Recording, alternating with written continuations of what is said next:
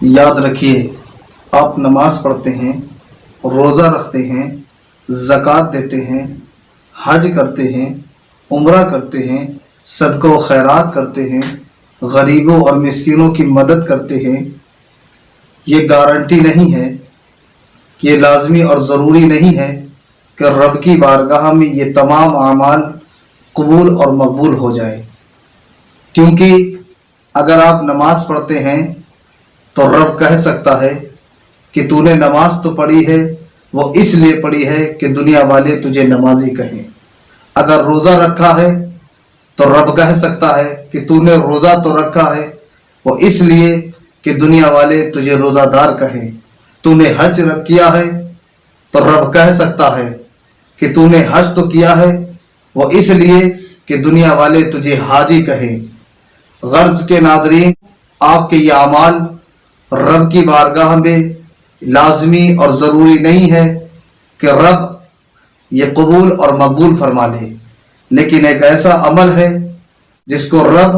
اپنی بارگاہ میں گارنٹی کے ساتھ قبول اور مقبول فرماتا ہے۔ وہ کون سا عمل ہے؟ تمام اعمال کو اللہ رد فرما دیتا ہے، رد فرما سکتا ہے، اس کی بارگاہ میں قبول اور مقبول نہیں ہے، یقینی اور حتمی اور قطعی طور پر، لیکن یہ ایک ایسا عمل ہے جس کو رب گارنٹی کے ساتھ اپنی بارگاہ میں قبول اور مقبول فرماتا ہے۔ وہ عمل یہ ہے کہ آپ اللہ کے محبوب اور محبوب کی آل پر، یعنی حضرت فاطمہ طیبہ طاہرہ پر، حضرت مولائی کائنات پر، حضرت امام حسن پر، حضرت امام حسین علیہ السلام پر جو درود پڑھتا ہے تو اللہ رب العزت اپنی بارگاہ میں اس درود کو قبول اور مقبول فرماتا ہے اور اس عمل کو رد نہیں کرتا ہے۔ ناظرین، اللہ کے نبی صلی اللہ علیہ وسلم ارشاد فرماتے ہیں، جو شخص رسول اور اس کی آل پر درود پڑھتا ہے تو قیامت کے دن وہ پل صراط سے آسانی کے ساتھ پار ہو جائے گا۔ اب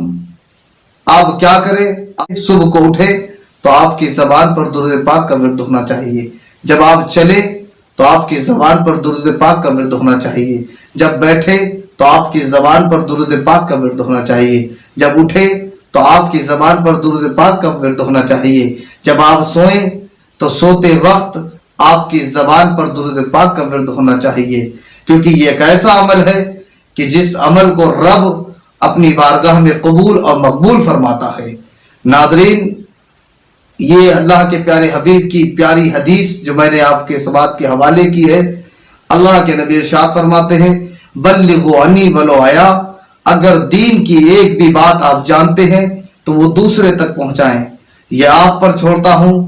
کہ دین کی بات، اسلام کی بات، شریعت کی بات آپ آگے پہنچاتے ہیں یا نہیں پہنچاتے ہیں۔ اگر آپ کو اللہ کے پیارے حبیب کی یہ پیاری بات آپ کے دل میں اتری ہے اور اچھی لگی ہے تو آپ میرے اس چینل کو سبسکرائب کریں، شیئر کریں، کمنٹ کریں اور سوال پوچھیں۔ اللہ رب العزت سے دعا ہے